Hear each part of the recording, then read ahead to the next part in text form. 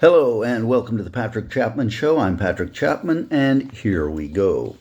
So there's a lot to talk about, but we're not going to talk about any of it because I'm going to be reading another text today. Like I read a few episodes ago, I read this text by my friend Adrian Jutner. This one was My Termite Odyssey, or The Formosans Are Passé. And it's all about termites in New Orleans especially. But the new text, which is going to take some time, is about South Dakota, and it's called My Excellent South Dakota Adventure, 2002 to 2013, by Adrian S. Jutner. And this is the text. I printed it out so I could read it more easily. And it's especially interesting, I think, to anybody from South Dakota, which I don't know if I know anybody from there. If any of you is or are from South Dakota, please leave a comment and just say, I'm from South Dakota.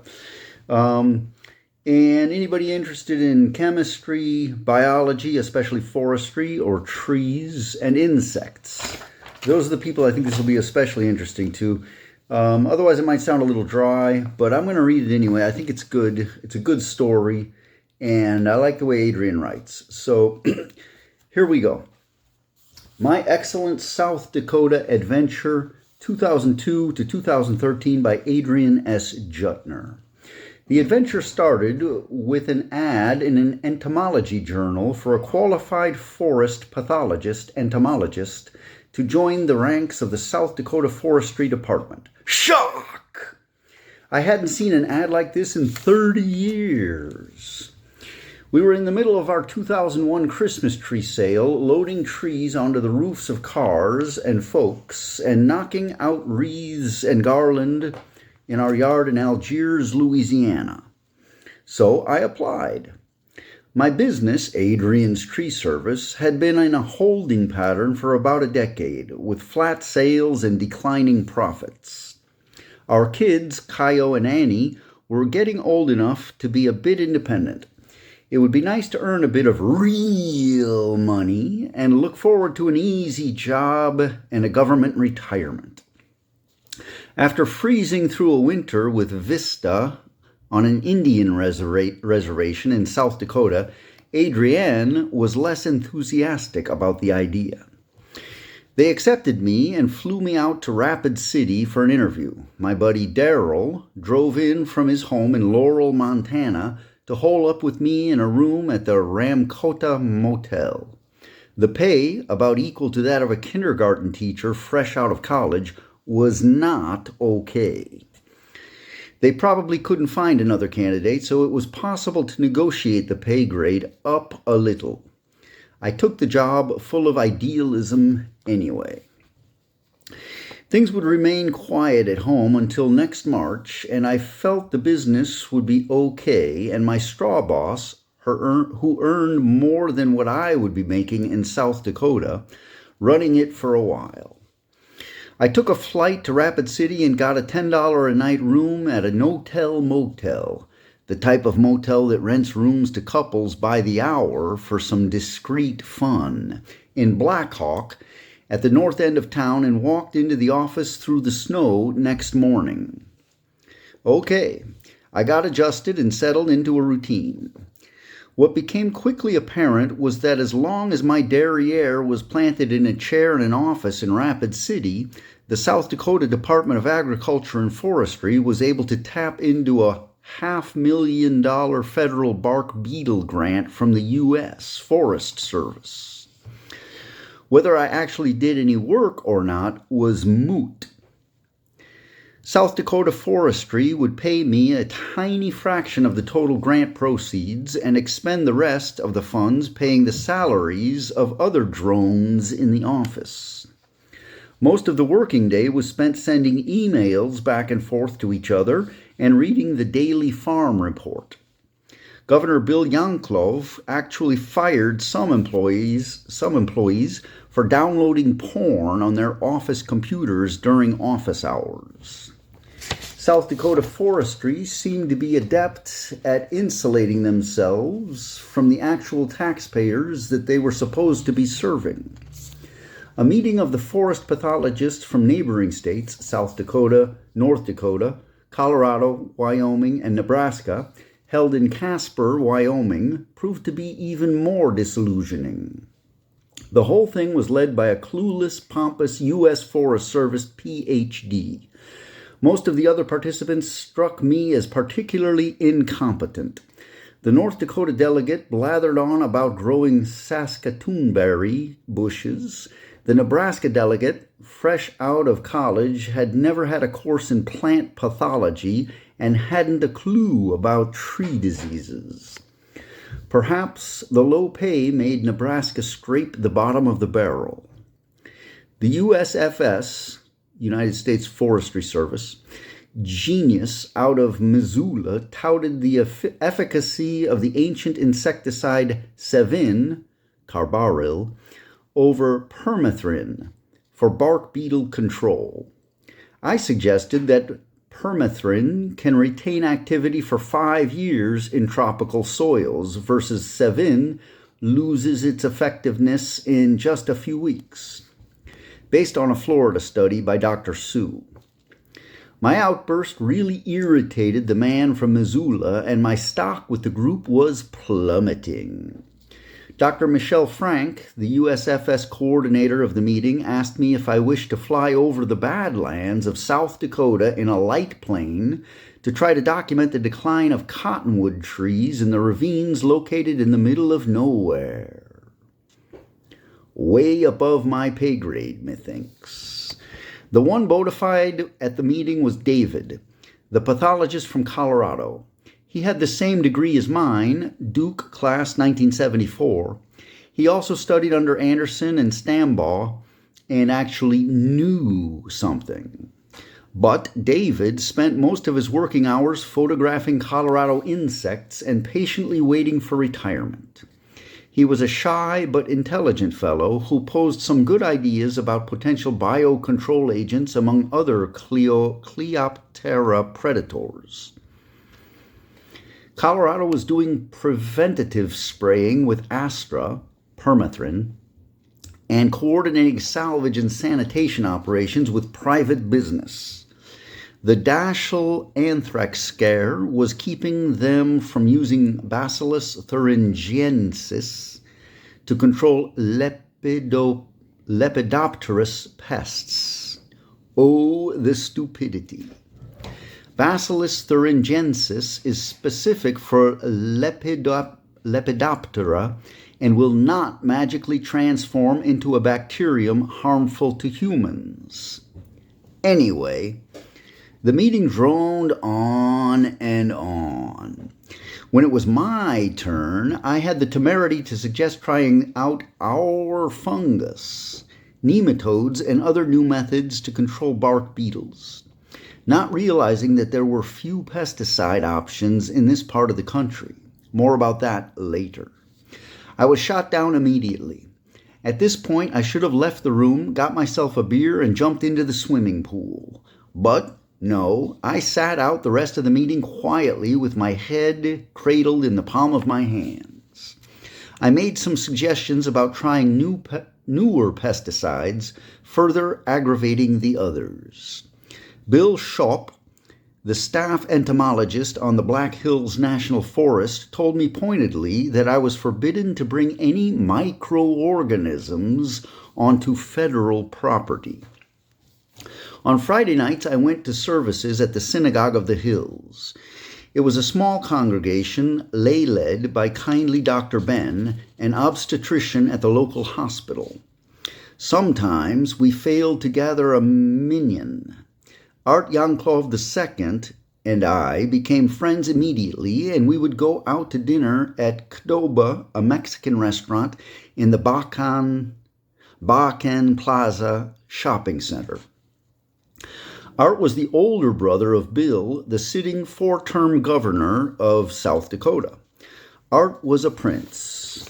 He had developed the Mystery Mountain Resort up on US 16 between Rapid City and Hill City. He built the whole place out of nothing. He also owned the Ponderosa Trailer Park at Black Hawk near my motel.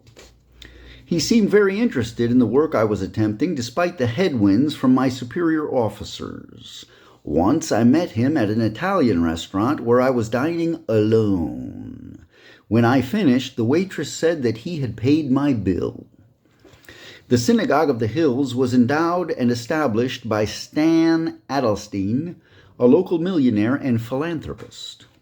Stan grew up in the tiny Badlands town of Dakota, east of Rapid City off the I-90.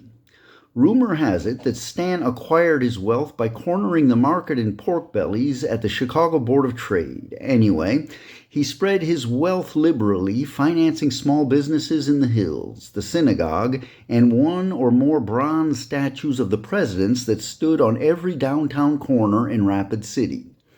A tourist can not only find a statue of Lincoln, Washington, Jefferson, and Roosevelt, but also Pierce, Harding, Arthur, Van Buren, Coolidge, and the rest. Stan drove around town with his red-haired wife in a Cadillac convertible with Adelstein license plates. He was a South Dakota state senator and held the purse strings of the state budget. It seemed like my handlers, State Forester Ray and my co-worker, appropriately named Co, were deliberately keeping me in a cage. There was no direct connection between South Dakota landowners and taxpayers. Nobody called to ask me to diagnose tree problems. My personal cell phone was picking up more calls from folks in New Orleans than from anybody in the whole state of South Dakota. Japanese companies use this tactic when they can't fire somebody. The boss places the poor puts in a bare office with only a desk, a few pieces of paper, and a pencil. Nothing to do. The poor schmuck shows up for work at 8 a.m., takes a coffee break at 10, lunch from 12 to 1 p.m., another coffee break at 3 p.m., and knocks off at 5. Can you imagine doing this for months? For years? At one point, my state-issue vehicle, a Chevy Suburban 3/4-ton panel truck, mysteriously came down with a mechanical problem that kept me office-bound for 2 weeks. The very day it reappeared, I grabbed it, lit up a forbidden Antonio y Cleopatra Robusto cigar, and drove up Highway 16 to Mystery Mountain to have lunch with Art. But I was determined to make better use of my time and not waste it in the office. As a professional, it was incumbent upon me to show some initiative somewhere, somehow. They gave me an 8x8 bit of laboratory space in a shed. A great place to hide. The tiny room was piled up with other stuff, including a Smokey the Bear float for the 4th of July parades. I kicked Smokey's ass out of the room and cleared the other clutter off. There was a microscope on a shelf and bits of old tree bark that somebody was looking at in the distant past. The lab needed some lactophenol cotton blue fungal stain for identification of imperfect fungi under the microscope. When I tried to order some through South Dakota Ag, it was deemed a hazardous material that needed a hazmat permit and couldn't be handled by us. Luckily, Dr. Ben stepped into the breach and gave me a bottle from his lab in the local hospital. Just a 50cc bottle with a rubber bulb. I kept it tucked away from prying eyes. I found some dead bark beetles in galleries and pine logs, crushed them, and put them under the microscope. Turning the objective lens to 1000x and putting the specimen under oil immersion, it was possible to see objects of bacterial size. And lo, I saw comma-shaped bacteria, typical of Corynebacterium diphtheriae, was the agent of diphtheria, a widespread epidemic respiratory disease in the late 1800s. Now, we have the DPT vaccine, better nutrition, and antibiotics. But is this C. diphtheriae? Deadwood, South Dakota, was the locus of a big bark beetle outbreak in the late 1800s, just about the time diphtheria was rampant. If it is, it would be an interesting note in a bacteriology journal. Would infection from a bark beetle outbreak pass to the human population? I summoned a co-worker, asking him to look under the microscope with me. He refused to look down the barrel of the microscope. Typical. I decided to do a South Dakota bark beetle derby. It was simple, really. The idea behind it was to compare a number of chemical and biological treatments with each other by measuring beetle mortality over time.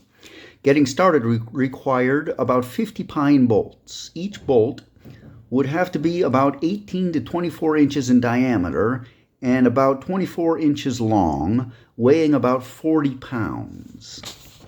They would have to be cut from bona fide mountain pine beetle infested ponderosa pine logs. To acquire the logs meant getting a permit from the Black Hills National Forest and scouting.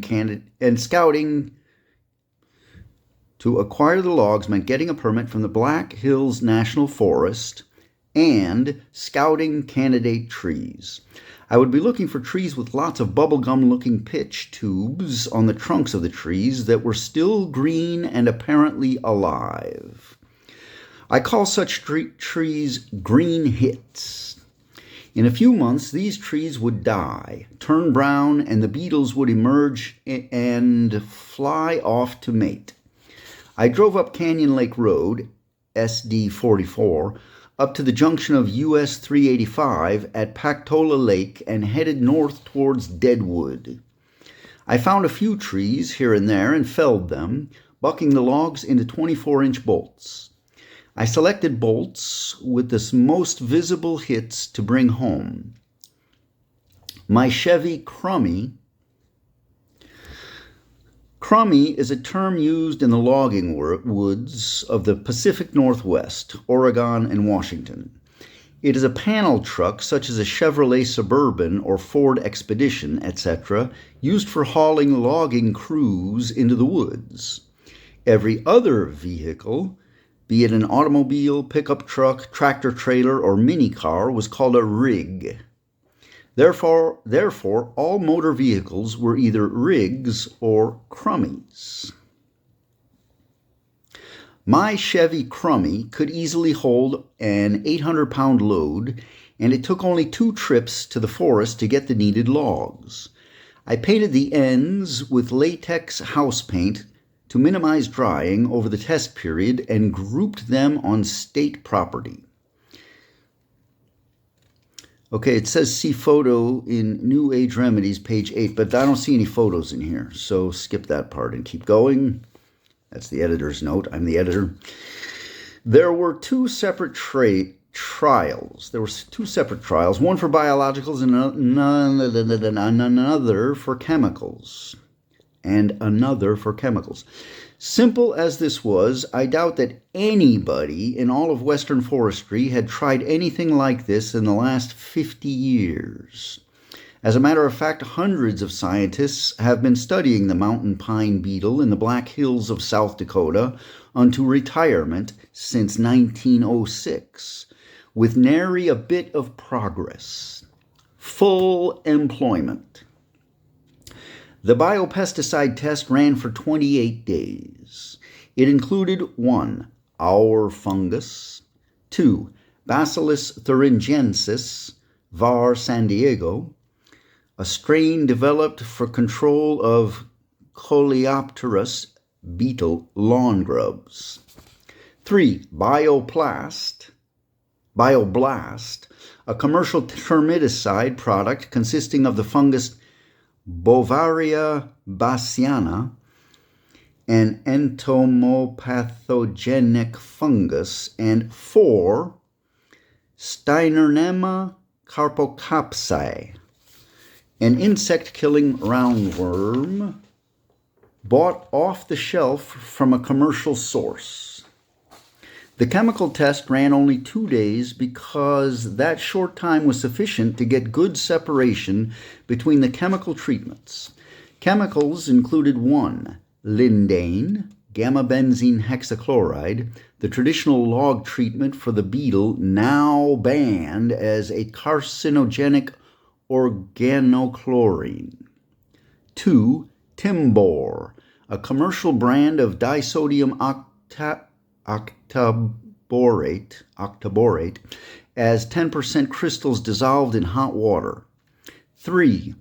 Permethrin, aka Astra, the current product that was widely used in the Black Hills as a prophylactic. And 4. Sevin, another chemical labeled for this problem. A group of untreated control logs was kept as well. At designated intervals, a bolt from each group was selected. Each bolt was carefully debarked by hand with hammer and chisel, and the beetle grubs under the bark were surveyed to tally mortality. This required examining at least 100 rice kernel-sized grubs individually under a hand lens in each test group and in each time interval. Statistical significance required a population size of over 100. Occasionally, grubs were placed above agar plates to confirm the presence of fungal disease and to fulfill Koch's postulates. Lindane proved to be the best chemical, killing 77%. Next was Timbor at 54%. Permethrin and Sevin were poor, under 20%. Control, untreated logs, had a mortality rate of 2%. This underscores the total waste of time, money, and ecological damage associated with massive routine use of permethrin and Sevin. And editor's note, I say Sevin, I don't know if that's how you pronounce it, but I don't want to confuse it with 7, the number. So I say Sevin. Timbor promised better results with lower cost, less toxicity, and less environmental damage. But then again, Timbor wasn't registered for sale in South Dakota. But who is listening? Of the biologicals, our fungus and Steinernema were the best. Of course, none of this was pertinent to the local forestry establishment, as crews were paid to climb around with backpack sprayers and spray each pine tree on the slopes of Mount Rushmore with permethrin several times a year in order to preserve this iconic facade to the world. La fin de la siècle. By April, peak tourist season was coming, and the motel manager announced that my nightly room rent was going from $10 to $40. I didn't see a future with South Dakota forestry to justify getting a lease or renting an apartment. I needed to get home right away, see my family, and make some real money working with caterpillars and termites. So I flew home. I lingered in Louisiana till June, squeezing out a good caterpillar season, lots of termite treatments, a radio show, and a nice boost to the old bank account. Paying rent was avoided by hooking up our camper to Art's Ponderosa Trailer Park. The manager, named Rocky, had a Sioux wife, and they called themselves Sue and Jew. I had a bed, dining table, and cook stove, but turning the AC on a hot summer afternoon was a problem. Afternoon temperatures hit 100 degrees Fahrenheit. The extra amps always blew Rocky's fuses out. So a routine had to be developed that would keep me away for 3 or 4 hours after knocking off work. Usually I'd go to the public swimming pool for a while and then settle in for dinner at the Millstone Family Restaurant located near Bakken Plaza. By that time, the camper had cooled down enough to be habitable. "Hey, what about the gentlemen's clubs they have around here?" I asked Rocky. "Well, the one just down the road has pretty girls. But don't go to the one on the east side of town near the Air Force Base. Those gals are fat and ugly." I'll take fat and ugly, I thought, easing my pickup onto the I-90 and headed east. It was already dark when I got to the place. I parked in the gravel parking lot and went in. There was a gal standing on the bar and in the altogether, dancing the shimmy sham. She had a trick that if a guy stuck a dollar bill in his mouth, she'd pull it out with her boobs. Okay, I went for that. I looked to one side of me, and there was an Olaf, a dour Norwegian, sitting there with his mouth agape. I stuck a dollar bill in his mouth and motioned to the dancer. Here, he looks like he needs this more than me. Well, at this point, the dancer figured me for a sucker and asked, "Do you want a lap dance?" "What's that?" I replied innocently. She went on to describe it. I said, "Hold on, I mean how much?" $20, she said. $20 I got. As she led me over to a couch, I laid on my back and she hunkered over me with her ample breasts swinging over me like twin pendulums. I began to whimper. I began to cry. Shocked. She drew back as I blurted out, "I used to do this at clubs in Austin with my dear old friend Jack, and now he's gone." My wife was nagging me to come home. I was hoping to hold on long enough to see the Black Hills motorcycle rally that was set for the first week of August in Sturgis.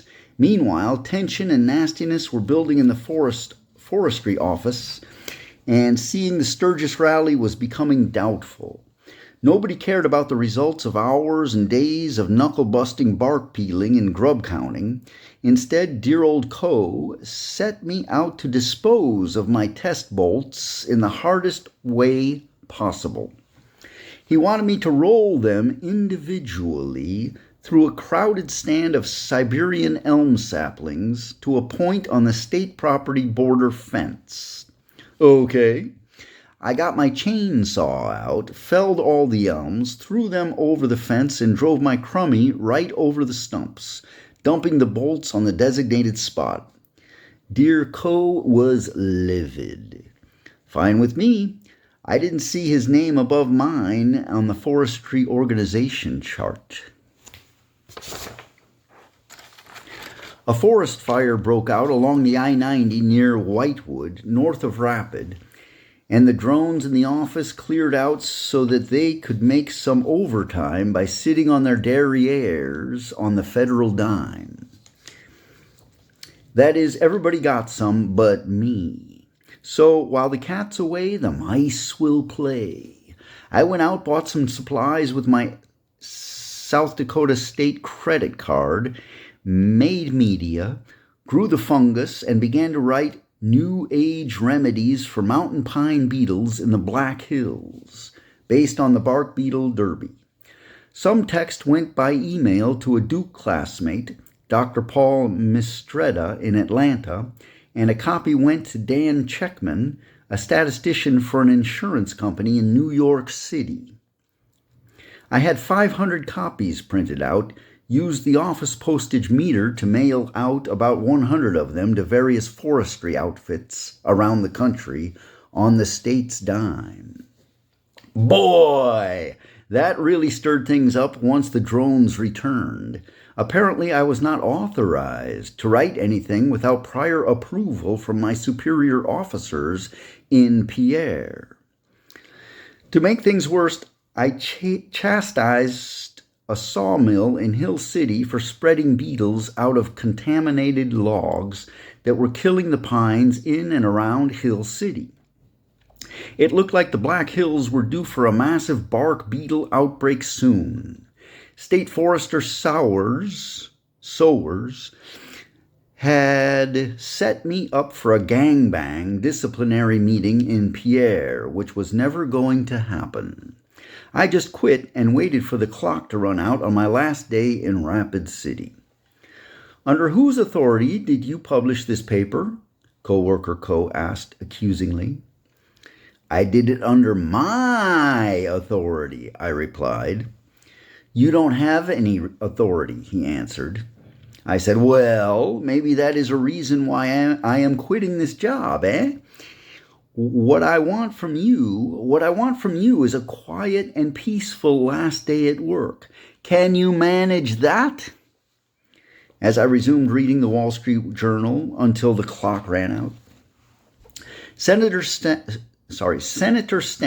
wanted to front me in an anti-Semitism lawsuit against South Dakota forestry, but, I declared, it ain't anti-Semitism, it's anti-Adrianism, which is perfectly legal. Besides, I didn't want to spend more months banged up in South Dakota courtrooms away from my kids and customers. Piss on 'em.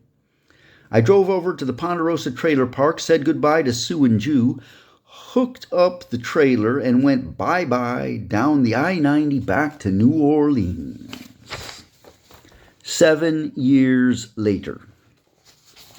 7 years later, Art Yanklov II called me up. The mountain pine beetle had become epidemic, killing whole mountainsides of pine trees up and down the Black Hills.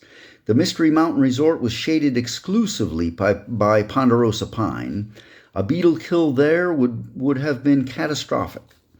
Art would have become bankrupt.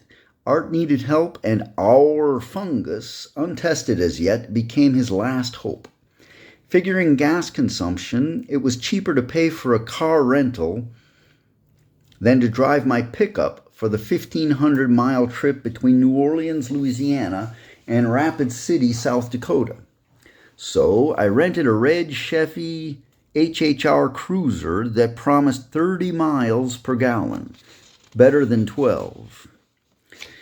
There was enough room in the back of the car for media, pressure cooker, petri dishes, blender, glassware, and active culture.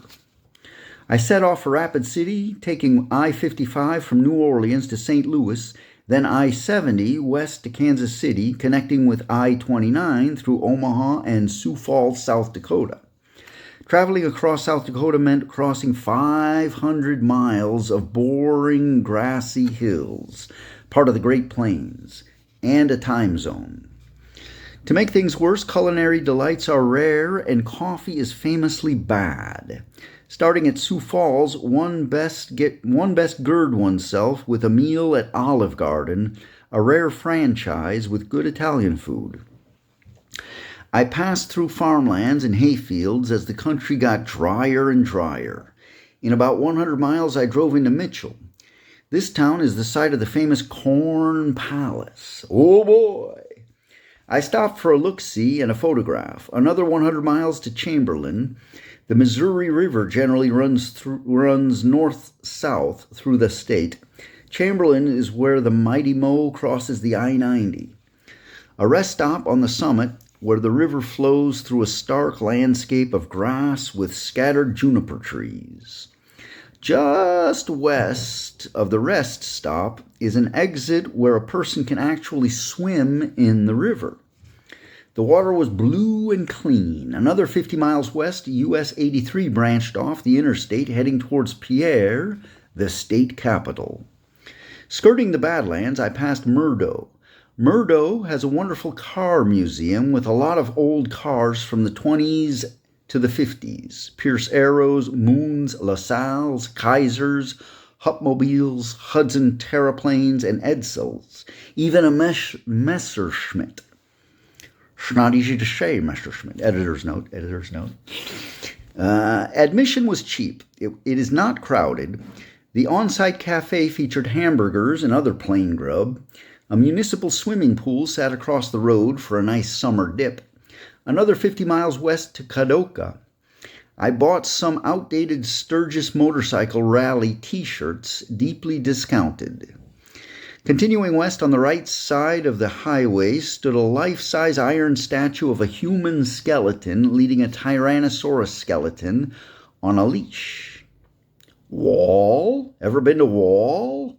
Most of the town is Wall Drug, where you can still get a cup of weak coffee for 5 cents, along with loads and loads of trinkets. As you approach Rapid, the Ellsworth Air Force Base is on the right. They have a nice museum of old aircraft and my dear old gentleman's club. And then into Rapid City. I passed my old office at SD Ag and Forestry and noted that the place looked forlorn and empty. I took US 16 west towards Hill City and Mount Rushmore. Up and down a few long, steep hills, Mystery Mountain appeared on the right side of the road just past the Bear Country Resort. Art and Mary gave me a warm welcome and assigned me one of their vacation cabins, complete with a kitchen. This shall be my laboratory. I cooked up a 3-liter batch of agar media and poured a bunch of plates on the kitchen table.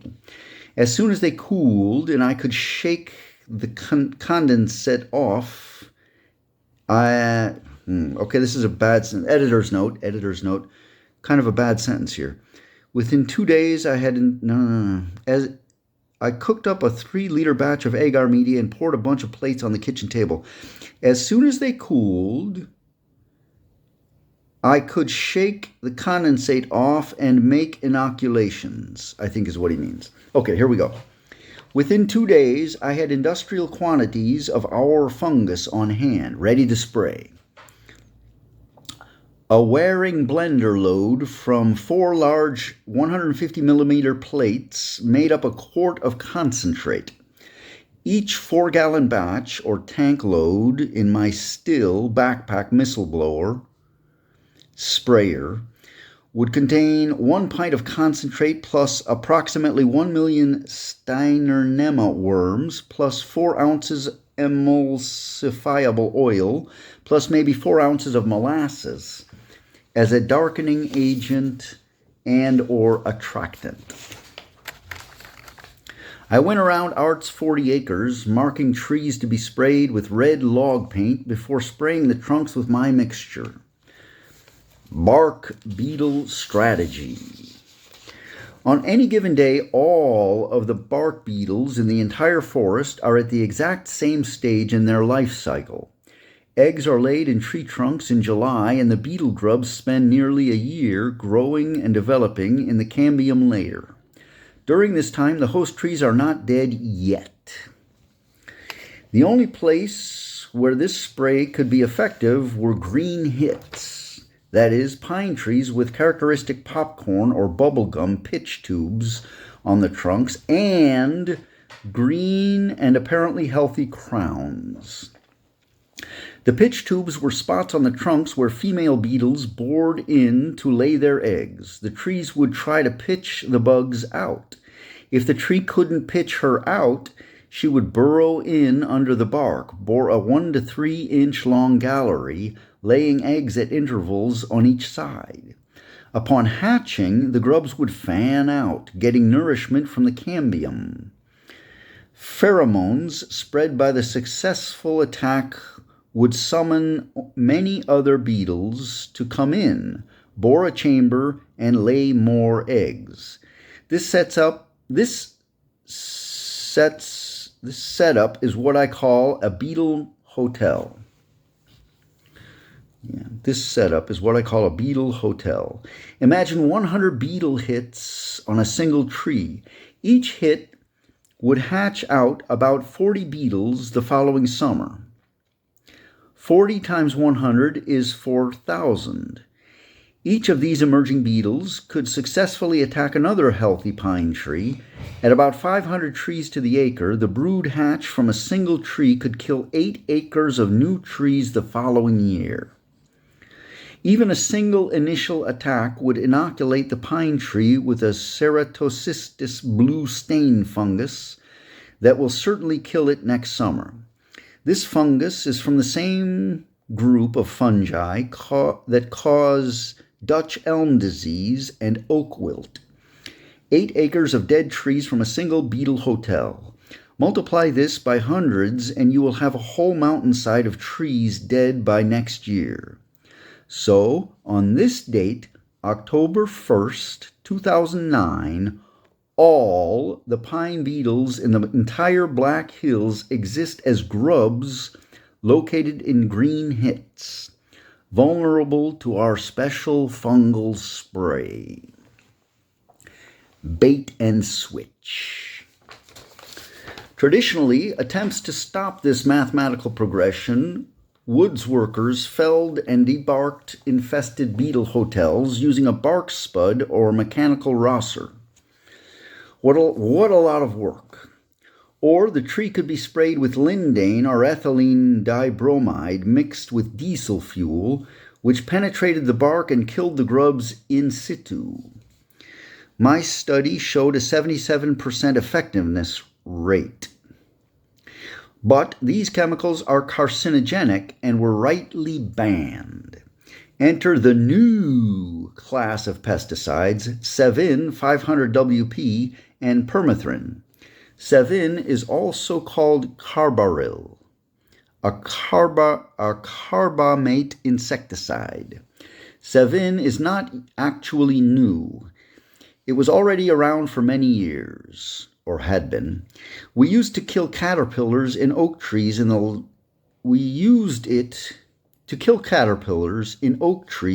1980s. After a couple of years, the target insects became resistant and the spray no longer worked. What's more, Sevin is a nerve poison. Even with protective gear, PPE, the pesticide operator couldn't work a sprayer for more than 2 hours before experiencing headaches. It was actually more damaging to the operator than to the target insect. Permethrin, Astra, was the first chemical labeled for control of termites in trees in the early 1990s. The problem with it was that it was readily absorbed through any exposed skin and entered the bloodstream doing God knows what. But Astra could not actually kill beetle grubs under the bark of pine trees. My 2002 bark beetle derby put beetle mortality at a paltry 7%. But it was sold in the state of South Dakota as prophylactic. That is, a preventive treatment. Therefore, it was necessary to spray every tree in the forest annually to tamp down a beetle outbreak. A crew was dispatched to crawl all over the boulders under Mount Rushmore to spray each and every pine tree under the iconic noses of the 4 presidents. My crews of Art's 40-acre property in the summer of 2009 found only 53 green hits eligible for spraying.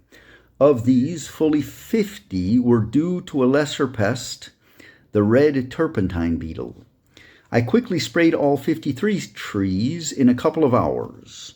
After spending 6 days on the road, Ruck and Zurich, to South Dakota, I ended up with a lot of material and a lot of time on my hands. I remembered the USFS entomologist Bill Schaup's threats not to bring our fungus or any other biological onto national forest property. Also, the generally nasty relations with my co-workers and the other drones at the SD Forestry. I said to myself, fuck it, and drove up to Hill City, Burke Beetle Central. I cruised, marked and sprayed a half-dozen spots behind Mount Rushmore in the experimental forest and north of Pactola Lake and so on. But 2 of these areas stood out from the rest, with lots of dead and dying trees. These were veritable cesspools of infestation, certainly many magnitudes greater than Art's place. I could spray and slather lots of trees with red log marking paint and that could be evaluated a success or failure in ensuing years. This has never been done before. Area 1 was located off FS 17 above Hill City, 3/4 of a mile past the Deerfield Junction at Section 4, T47 North, R4 East. I backed in as far as possible so that my red HHR cruiser would be less obvious from the road. About 100 trees took 2 tanks of spray and a gallon of paint. Area 2 was located in a spur off FS 237 just before Roachport. I sprayed 2 tanks, sprayed trees with A, and trees already dead were marked with a plus. I packed up returned to Mystery Mountain, spent the last night, and headed north on the I-90 towards the Wyoming border with my buddy Daryl's place in Laurel, Montana, which was just over 350 miles away and a nice one-day drive. The Dead Man's Hand. I-90 curves northward at Rapid City, skirting the eastern edge of the Black Hills. Traveling past Sturgis, you have to get off the I-90 onto US 14A and head west about 10 miles to get to Deadwood. Deadwood, South Dakota Territory was a boom town named after a bark beetle kill that happened in the 1870s. Two of Deadwood's most famous historical characters were Wild Bill Hickok and Calamity Jane. Wild Bill was a gunslinger and already had a reputation and enemies when, on August 2nd, 1876, he was playing poker at Nuttall and Mary's Saloon. Normally, he sat with his back to the wall so that he could see people coming into the bar. On this day, that seat was unavailable, and he picked a chair facing the wall with his back to the door. Jack McCall came in and fired one shot, striking Bill in the back of the head. As he fell out of the chair, dead, his cards fell out of his hand. He was holding a pair of black aces and eights. This came to be known as the Dead Man's Hand. For me, aces and eights was a message straight from the Almighty. Aces and eights, aces and eights, aces and eights. Editor's notes, eights, E-I-T-S. My nickname since grade school has always been Ace. I've only been called Adrian after marrying a certain Adrian 50-odd years ago. Adrian and Adrian has a better sound nowadays. And eights? That could also be eights, E-I-T-S, or a combination of the Hebrew letters Ain and Sadeh. Eights meaning tree in Hebrew, or, putting it in context, Eitz Chayim, the tree of life. Yeah, anyway, both Bill and Jane are buried in the Mount Moriah Cemetery just uphill from town. Jack McCall was apprehended and hanged in Yankton, South Dakota Territory. There is no greater joy than driving across Wyoming in the summer, with the warm, dry wind blowing through your hair. Wintertime is a different story. When a blizzard hits, the interstates are closed. Turnstiles at each end of each town descend and close the highway. Drivers are instructed to leave the highway and return to town for the duration. Temperatures can drop below -40. Folks trapped on the highway have been known to burn out the upholstery to keep warm, only to have their frozen bodies recovered by the road crew. So it is for South Dakota and Montana. My South Dakota state issue Crummy had a giant sleeping bag packed in the back, just in case. Montana is big. The drive from Glendive at the North Dakota border through Billings, Bozeman, Butte, and then curving up to Glacier National Park is about 800 miles, about the distance between Houston and El Paso on the I-10. I drove past Colstrip, a huge coal mine that runs under the interstate and occupies both sides nearly to the horizon. Huge machinery digs out the coal and loads unit trains of 100 cars or more to destinations south. I drove past Little Bighorn, the Custer Battlefield, and the Crow Indian Reservation to join up with the I-94 just east of Billings. Daryl built his own home after retiring from the U.S. Marine Corps. He dug it into a south-facing hill with big windows overlooking the valley. In the summer, when the sun is high, the house is shaded and well insulated. In winter, the rays of the low sun penetrate the house. Extra heating is provided by a wood stove and a hot tub in the bathroom. Daryl plays a video game with a controller wrapped in a sandwich bag while soaking. His junkyard is spread out below the house. There is a well, but the water is unfit to drink. Daryl goes into town periodically, driving an old 1950 Chevy stake body truck with a 500-gallon tank on the back. A long detached exhaust pipe hangs under the bed. A few quarters stuck in the meter in town yield a tank load of fresh water that he drops into a holding tank under his house. In winter, Daryl attaches the exhaust pipe to the muffler with the bend in the end of the pipe pointing upward. The exhaust keeps the spigot from freezing. Out in the back is a Rube Goldberg wood splitter, complete with multiple rams and a conveyor to a big pile of firewood, part of his resaleable merchandise. Daryl even set up an electric smelter to melt his aluminum cans into ingots. We've been buddies since 1975 when he showed up as an active duty Marine looking for tree climbing work to earn beer money. Totally fearless, he was the best tree climber I ever knew. After retiring from the Marine Corps in 1980, Daryl moved back to his hometown, built his house, and started his own tree service. Old guys do it better. Tight crotches our specialty. He had deep roots in the community, so in September of 2009, when Art brought me up to Rapid City, Daryl's friends and the Billings area were experiencing a bark beetle outbreak of their own.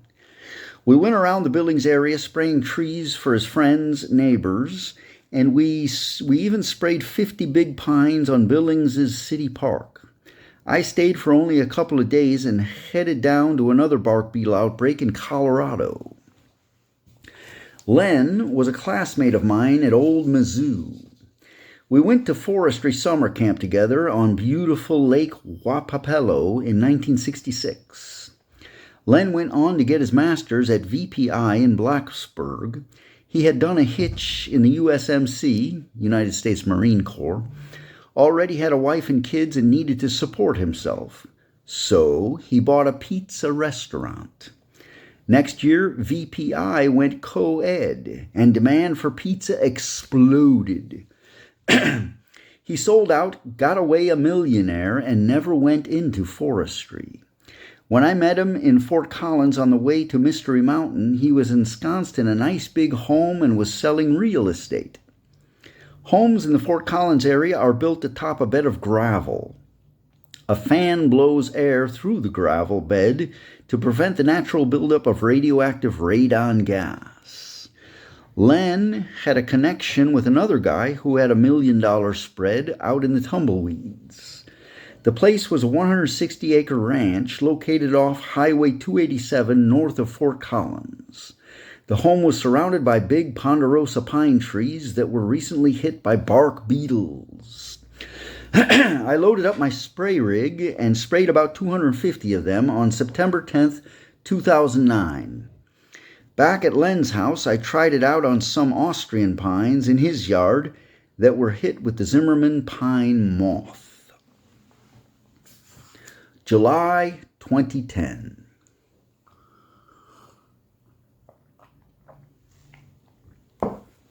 Anxious about the pioneering spray program of the previous summer, Adrienne and I loaded up our camper trailer, hooked it up to our pickup truck, and headed out west, just to see the score.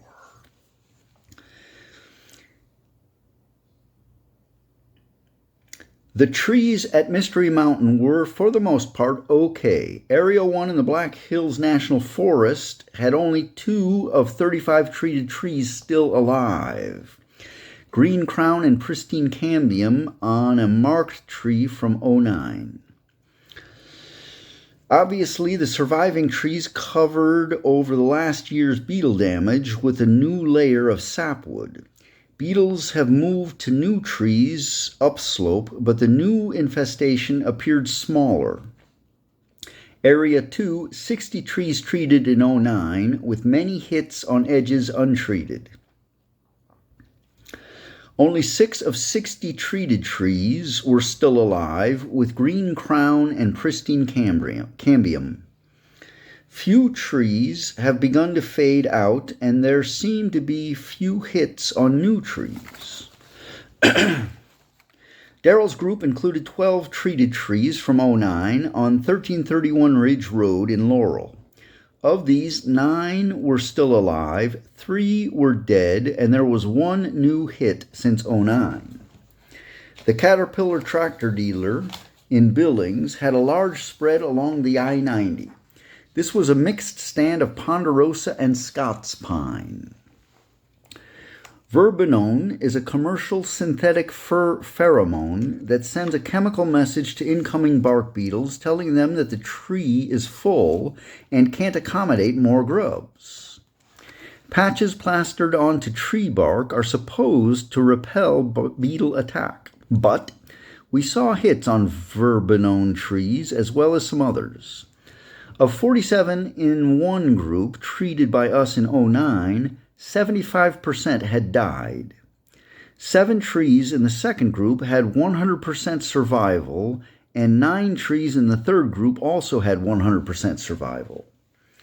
A fourth group of 53 trees had 66% survival, while a fifth group in the central alley with 36 treated trees showed 40% survival. Complicating all this was the fact that verbenone patches had been applied in the spring of 2010, less than 60 days before our arrival. Verbenone is a synthetic pheromone, a chemical signal that sends a message to incoming beetles that the tree is already full and can't accommodate more grubs. Editor's note, that's a repetition of what I had just said previously, but it's repeated here, so I read it. Here we go. It acts as a repellent. Also, there was herbicide damage to pine trees from application of picloram to manage the turf. We examined 30 trees treated in 09 at a home on the Rimrock, just below the Billings Airport. 100% of them survived. Darrell and I returned to the Billings City Park to check on the 50 ponderosa pine that we sprayed last summer. All of the trees had been quickly felled and removed by the state of Montana. According to the city forester, they were green and healthy when they were removed. Swept under the carpet. Too bad. We tried to get a reporter from the Billings Gazette to come out and see our results, but no luck. I phoned Len in Fort Collins. His Austrian pines were cured of Zimmerman pine moth, but the state of Colorado had swooped in and removed all 250 trees at the ranch property off Highway 287. All the trees looked green and healthy at the time they were cut. Collusion between South Dakota, Montana, and Colorado forestry? No, not in the land of the free. Certainly not.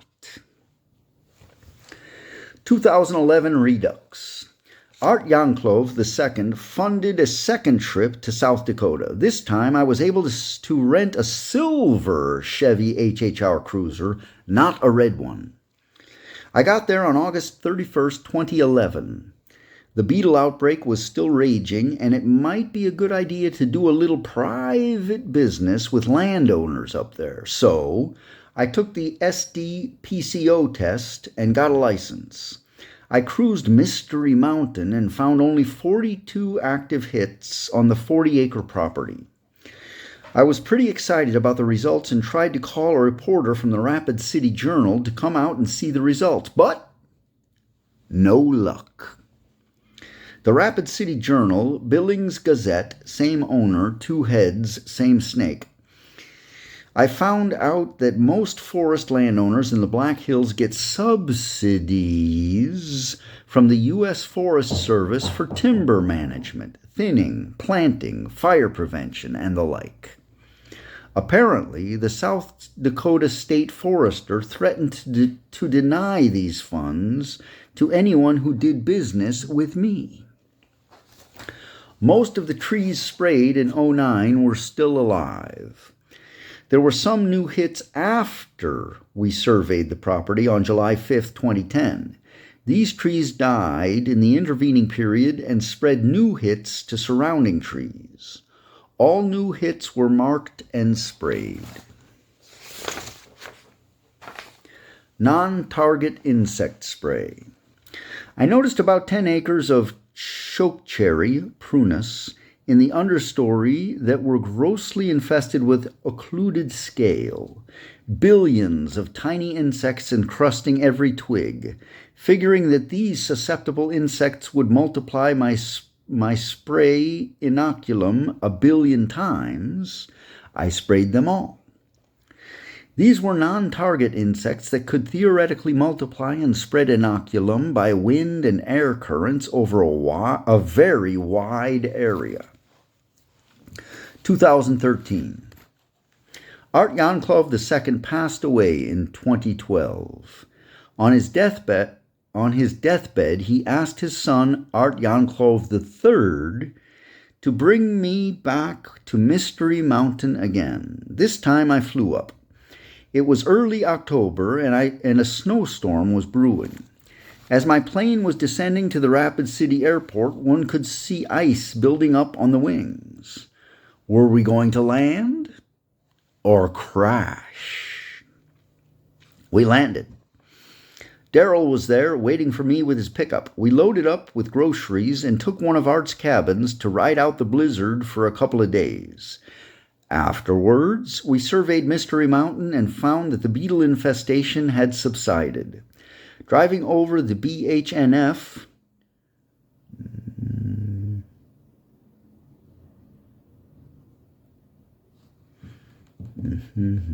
National Forest, driving over the BHNF, Black Hills National Forest, editor's note here. Driving over the BHNF, which is Black Hills National Forest, we saw that the beetles had subsided there as well. To be sure, 98% of the trees that were treated and painted in 2009 and 2011 were dead. Killing beetle grubs in infested trees does not necessarily change the trajectory of mortality. Once pine trees are inoculated by beetles with a ceratocystis fungus, they will most likely die, whether the beetle grubs were killed or not. But there were no new green hits on live pine trees adjacent to this beetle-killed area. This means that the forward motion of the infestation at these two locations had stopped. The mountain pine bark beetle infestation appeared to have stopped over the entire Black Hills area of South Dakota. This is an area about 80 miles wide by 250 miles north to south, or 20,000 square miles.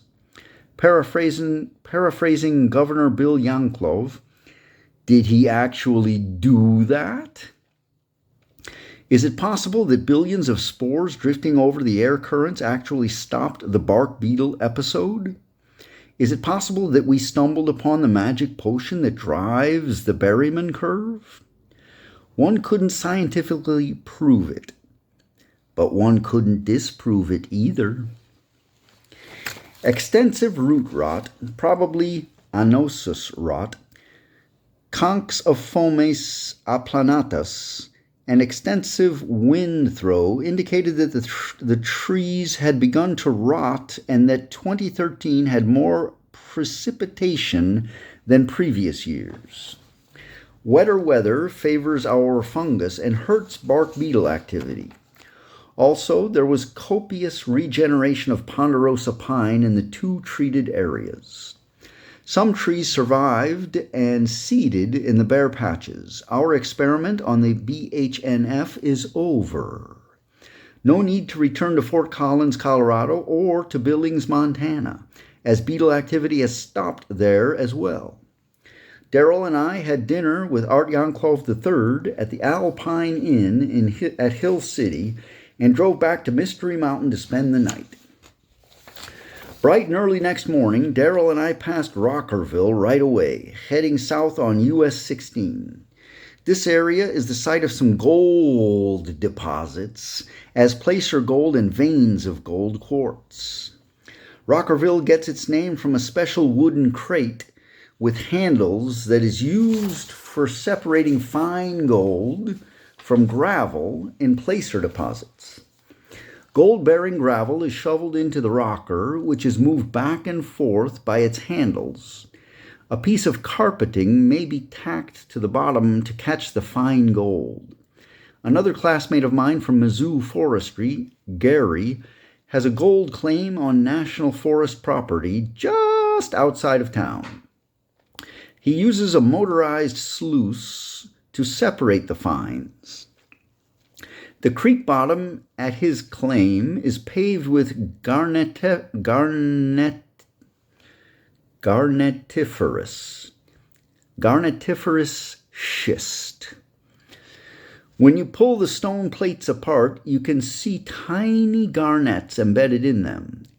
Gary had mustered out of the U.S. Air Force before coming to Mizzou and had a wife and kids.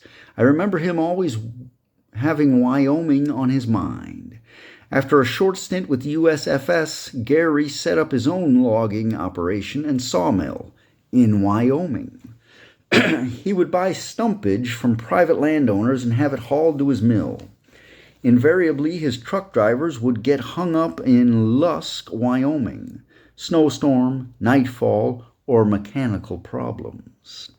You see, Lusk, Wyoming had a bordello.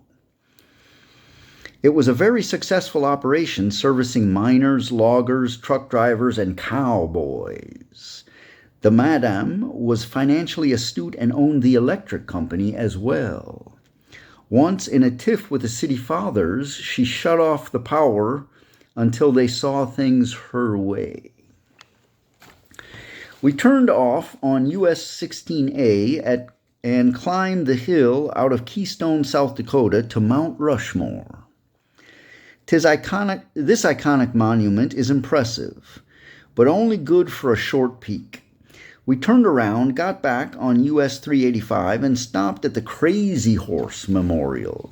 This is a private operation started in 1948 by an Irishman named Korczak Żukowski. Korczak had worked as a sculptor with Gutzon Borglum on Mount Rushmore in the 1930s and started a project that is ongoing even to this day. Work, financed entirely by private contributions, goes slowly. At the present time, the head of Chief Crazy Horse, the victor at the Battle of Little Bighorn, is delineated well with his outstretched arm and his horse's head. The Crazy Horse Monument will be the largest sculpture in the world. It hosts 1 million visitors a year. Taking US 385 south toward Custer, South Dakota, we found ourselves in open range. It had snowed and Darrell's pickup was crusted with de-icing salt. We became surrounded by a herd of bison that crowded around the truck, licking the salt off. These animals are large and potentially dangerous, so we stayed in the cab. The truck rocked up and down gently as they licked off the salt from the fenders, the door panels, and the wheel wells. Our pickup truck rocked gently up and down, transporting my mind to other times and pleasant places. Driving into Custer, we stopped to grab a hamburger with Frank Otis Carroll, who had recently retired from a career in forest fire with the USFS and was the supervisor of the Black Hills National Forest. We headed south from Custer, took a left at Pringle, and it ended up in Hot Springs, South Dakota. Hot Springs is a sleepy town, not gentrified at all at the time. It boasts a mammoth grave site where scores of teenage male woolly mammoths became mired in the mud and died. It is an active excavation. Hot Springs also has a hot spring where Daryl and I soaked until sunset. We took the bypass SD-79 back to Mystery Mountain, and I caught the plane home the next day. The end. Goodbye.